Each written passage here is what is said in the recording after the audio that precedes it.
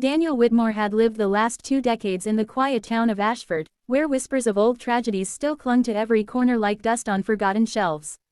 Among those tragedies, none was heavier than the disappearance of Claire Donovan, the girl everyone thought they knew, the girl Daniel had loved since childhood, the girl who had vanished without a trace.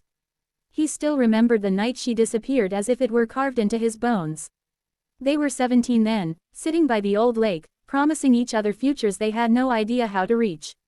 Claire was radiant, her laughter carried like music, her eyes alive with dreams. But when Daniel woke the next morning, the world was different. Claire was gone. No note, no goodbye, just gone. The search that followed consumed the town. Police combed through forests, divers dragged the lake, neighbors opened barns and cellars. Rumors spread like wildfire. She'd run away, she'd been kidnapped, maybe even killed. But the truth was worse than silence. There was no trace of her, not a single footprint. Eventually, hope withered. People moved on, but Daniel never did. 20 years passed. Daniel built a life, but it was a hollow one. He had a job at the hardware store, a small apartment above Main Street, and a routine that dulled the ache but never healed it. He had dated once or twice, but every smile, every laugh reminded him of Claire. Time aged him, lines at the corners of his eyes, flecks of gray in his hair, but his memory of her never changed. And then, on a rainy Tuesday evening, it happened. Daniel was closing the shop when he noticed someone standing across the street, half hidden under the awning of the old bakery that had been shut down years ago. The storm winds whipped at her coat, but she didn't flinch. Something about her posture made Daniel freeze. He stepped closer, squinting through the downpour. His breath caught in his throat. "Claire," he whispered, though it couldn't be. The figure stepped forward, and the street light revealed her face. His heart nearly stopped. It was Claire. The same smooth skin, the same fiery eyes, the same 17-year-old girl he had last seen 20 years ago. She hadn't aged a day. Not a single day. Daniel stumbled back against the shop door, his knees threatening to give way. No, this isn't real. But she was real. She crossed the street slowly, her eyes never leaving his, rain dripping down her hair that was exactly as he remembered it. "Daniel," she said softly, her voice trembling yet unmistakably hers. It was impossible. She should be 37 now. She should bear the marks of time just as he did. But she stood before him like a ghost from a photograph, unshaken by years that had scarred everyone else. Daniel's mind raced. Had he lost his grip on reality? Was this some cruel trick? But when she reached out and touched his hand, warm and trembling, he knew. This was no hallucination. "Claire," his voice cracked. Where have you been?" She didn't answer. Not fully. She just shook her head, tears mingling with the rain.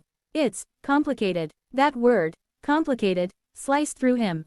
Complicated didn't cover 20 years of silence, 20 years of emptiness, 20 years of wondering if she was buried in some shallow grave.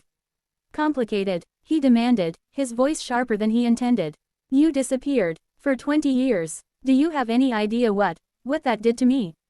To everyone. She looked down, shame flickering in her eyes, but there was something else too, something like fear. "I can't explain it all. Not yet," she whispered. "But I need you to trust me, Daniel. Please. I came back because I need your help." The storm raged around them, but inside Daniel's chest was a storm greater still. He wanted to scream, to shake her, to demand every answer. Yet another part of him, the part that had ached for her every single day, was ready to forgive it all just to have her back. But one thing gnawed at him: why hadn't she aged? How could she look exactly the same after 2 lost decades? That night, Daniel brought her back to his apartment. She moved through the space like a stranger, glancing at the framed photos on his walls, the aging furniture, the subtle marks of a man who had lived alone too long. "You really never left Ashford," she murmured, almost to herself. Daniel poured her tea, his hands still shaking. "Why would I leave? I thought you might come back." She flinched at that, and he noticed it. But she said nothing. As they sat across from each other, Daniel finally asked the question burning his soul.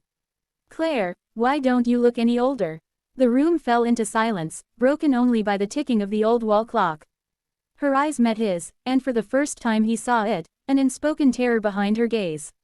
"I can't tell you everything," she whispered. "But time, it doesn't work the same way where I've been." Daniel froze. "Where you've been?" She nodded slowly. "I wasn't gone. I was somewhere else." Somewhere else. His chest tightened. "Claire, that's not an answer." What does that even mean? Tears welled in her eyes. It means I can't explain it without putting you in danger. You have to believe me, things are not what they seem. Daniel's frustration boiled over. Danger. Claire, you vanished from this town without a trace. People thought you were dead. I thought you were dead. And now you're telling me you've been, what? Trapped in some other place where time doesn't exist. That's insane. She winced at his words, her shoulders trembling. But instead of defending herself, she whispered something that made his blood run cold. Daniel, they're watching me. They'll know I'm back. His stomach knotted. Who's watching you? Her silence was answer enough. At that moment, a shadow passed by the window. Daniel's heart leapt, and he rushed to look outside, but the street was empty except for the rain. Still, a chill ran through him. When he turned back, Claire's eyes were filled with dread. It's already started, she whispered. They'll come for me, and maybe for you too. That night, Daniel lay awake on the couch, staring at the ceiling while Claire slept in the spare room. Questions twisted inside him like knives. Where had she really been? Why hadn't she aged? Who were they? And most of all, why did he feel that this was only the beginning of something far darker than he could imagine?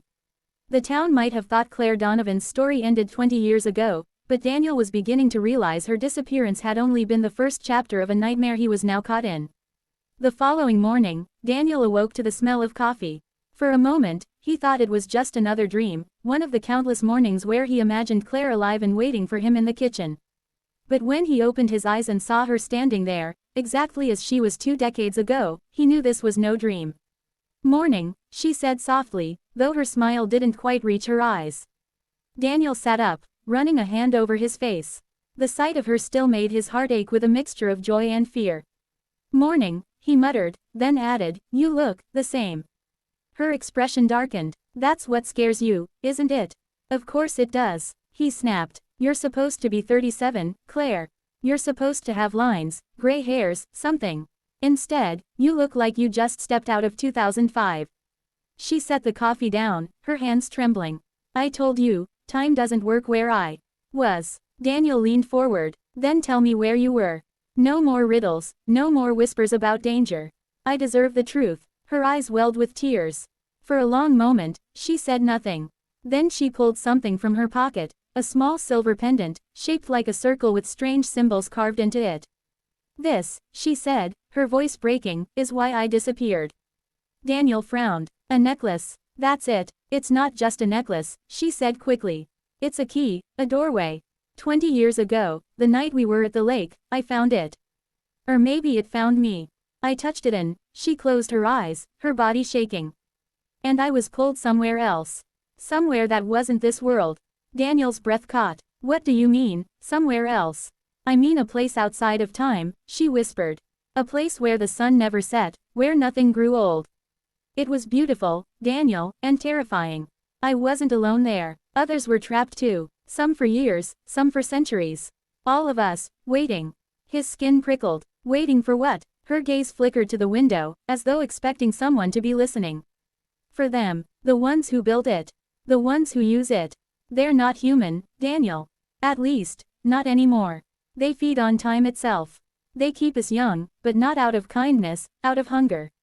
We're their fuel. Daniel's stomach dropped. The pendant glimmered faintly in the morning light, its symbols pulsing almost as if alive. So you're saying, he struggled to form the words. You've been some kind of prisoner for 20 years. She nodded. And I escaped. But they'll come looking. They always come looking. That day, Daniel couldn't focus. Every sound outside, every passing car, made him jump. The idea that something inhuman was hunting Claire, and possibly him, was too much to comprehend.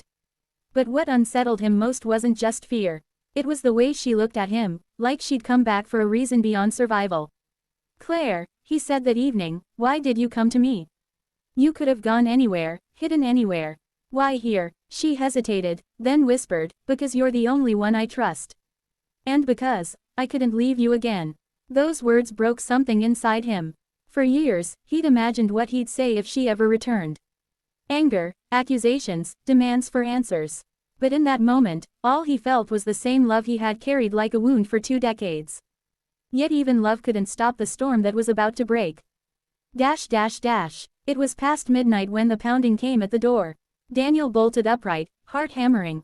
Claire was already standing, clutching the pendant so tightly her knuckles turned white. "Don't open it," she hissed. "It's them." The pounding grew louder, shaking the walls. A voice, smooth and chilling, seeped through the wood. "Claire, you can't hide. Time belongs to us." Daniel grabbed a baseball bat from the closet, his hands trembling. "Who the hell are you?" he shouted. The voice chuckled, low and menacing. "We are what she made us. Open the door, and no harm will come to you."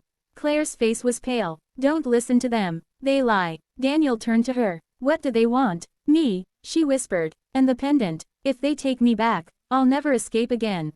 And if they get the pendant, they'll never stop. They'll spread." The door shuddered under another blow. Daniel's mind raced. He couldn't fight whatever was outside. He could barely understand it.